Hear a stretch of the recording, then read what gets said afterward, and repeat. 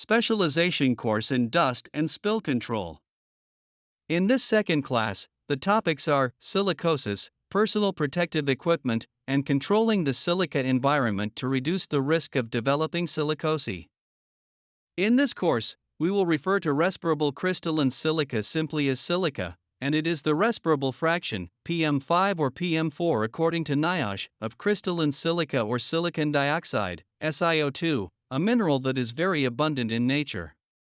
Silica is not found on the floor, it is released during processes such as cutting, polishing, crushing, fracturing, etc.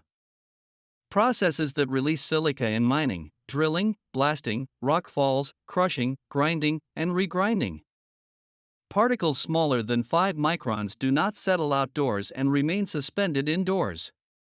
A silica-laden environment is one where the respirable fraction contains 1% or more silica. In such an environment, there is a risk of developing the following diseases: silicosis, lung cancer, chronic obstructive pulmonary disease, COPD, bronchitis, emphysema, tuberculosis, or exacerbation of this disease, and an increased risk of renal and autoimmune diseases. Silicosis is a type of pneumoconiosis, characterized by being irreversible and progressive. It is considered a disabling occupational disease that is acquired in a silica-laden environment. NIOSH recommends a maximum exposure limit for silica of 50 micrograms per cubic meter. In Chile, the permissible weighted limit is 40 micrograms per cubic meter for quartz silica and 80 micrograms per cubic meter for tridymite silica. According to OSHA, exposure to 50 micrograms per cubic meter over a period of 45 years causes silicosis in 5 out of 100 people.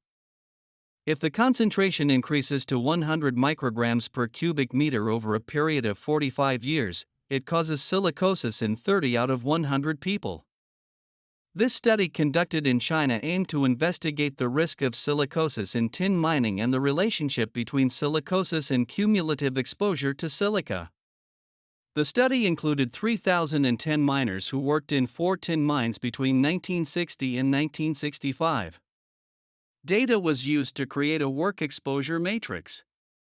Each worker was followed until a diagnosis of silicosis, based on the 1986 Chinese criteria for pneumoconiosis. Based on silica concentrations and the risk of developing silicosis, the results of this important study are as follows: even at low concentrations, there is a risk of developing silicosis. Adhering to the permissible maximum silica levels carries a 15% risk. If the concentration doubles the permissible limit, the risk increases nearly 5 times, similar to OSHA's study. With values exceeding 3 times the permissible limit, nearly all workers are exposed to the risk of acquiring silicosis. It is important to note that in mining, it is common for concentrations to exceed 5 times the PL, with some mining plants exceeding it by more than 20 times. According to the duration of exposure and silica concentration, the following types of silicosis exist: acute silicosis. It occurs when exposure concentrations are at their highest levels and can cause symptoms within a few weeks to 4 or 5 years after initial exposure. Accelerated silicosis. It results from exposure to high concentrations of silica and develops 5 to 10 years after initial exposure. Chronic silicosis. It typically occurs after 10 or more years of exposure to relatively low concentrations. National programs for the elimination of silicosis were established under the framework of the Global Program of the International Labour Organization and the World Health Organization. Countries are required to establish a national plan to eradicate silicosis. To date, plans to eradicate silicosis have only been established in 9 countries: Brazil, Chile, China, India, Peru, South Africa, Thailand, Turkey, and Vietnam. Deaths from silicosis worldwide have decreased. However, in the Americas and Africa, they have remained constant. In other words, there has been no progress in the commitment to eradicate silicosis by 2030 in these 2 continents, with over 70% of the time already passed and 6 years remaining to reach the goal. In open-pit mining, the following processes release silica: drilling and blasting, primary crushing, secondary and tertiary crushing, grinding, and regrinding. Open pit mining includes the process with the highest release of silica, blasting.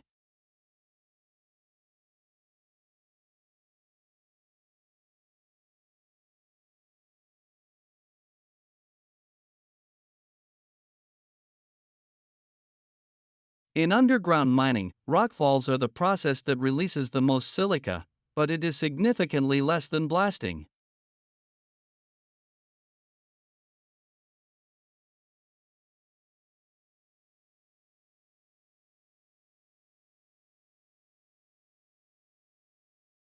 All sectors of a mining plant contain silica. Therefore, they have the potential to cause contamination to varying degrees. In an open pit concentrator, the situation is as follows. Considering that the waste-to-ore ratio is approximately 3:1, the extraction and handling of waste is the area with the highest presence of silica. Next is the extraction and handling of raw ore. Primary and secondary crushing. Comminution and handling of fines. Tailings management. Concentrate handling, which is significantly less than tailings because PM5 does not float. The respirable fraction or PM5 does not settle. Therefore, it is not found on the floor, and watering has no effect on controlling silica. In suppression or abatement, dry fog provides the smallest droplet size, 10 microns. Therefore, regardless of its efficiency, this control system has minimal impact on PM5. Consequently, it is not an effective control for silica. Although water does not wet PM5, moistening the ore piles or coarse mineral on the surface increases the cohesion or adhesion of the fines to the piles, including PM5. It is important to note that this is a local control measure, as silica remains present with the potential to escape downstream or end up in tailings, continuing to cause contamination. ADA application of surfactants or wetting agents to surface moisture increases the adhesion of fines to coarser materials. However, this chemical may affect the process or recovery. The dust extraction system with dry or wet dust return may have a positive impact on controlling visible dust at the source, but has little positive impact on local control of silica and no positive effect on global control of silica. The dust extraction system with dry dust return or similar is the only effective method for reducing silica at the source and downstream, meaning its complete removal. Additionally, it improves flowability or mass flow in hoppers and stockpiles. In copper mining, it increases recovery. According to NIOSH guidelines, do not use nasal protection as the primary means to prevent exposure to silica. Instead, eliminate the sources that create the silica environment and maintain continuous monitoring. The recommendations provided in the following slides are based on NIOSH standards, 3M guidelines, and our research. The shovel operator is the professional exposed to the highest concentration of silica. According to NIOSH guidelines, equipment operators or plant workers should be in a pressurized cab free of silica. For a silica environment of less than 5 times the maximum allowable concentration limit, use any half-mask air purifying respirator with a high-efficiency particulate filter, N95 or better. For a silica environment of less than 10 times the maximum allowable concentration limit, use any full-face air purifying respirator with a high-efficiency particulate filter, N95 or better. For a silica environment of less than 25 times the maximum allowable concentration limit, use any mechanical air purifying respirator with a particulate filter, PPR, or any air-supplied respirator equipped with a hood and helmet and operated in continuous flow mode.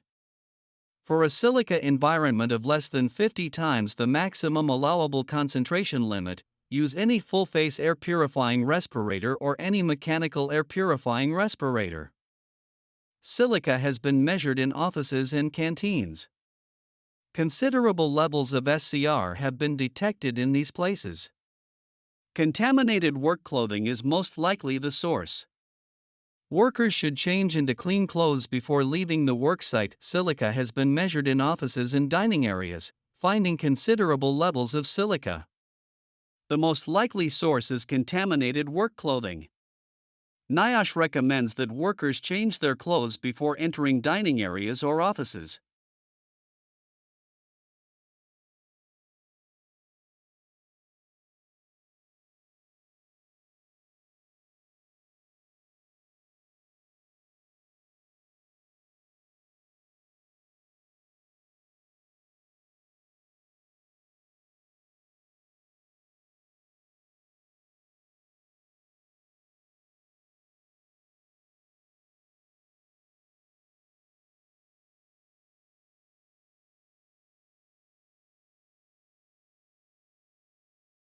End of Class 2.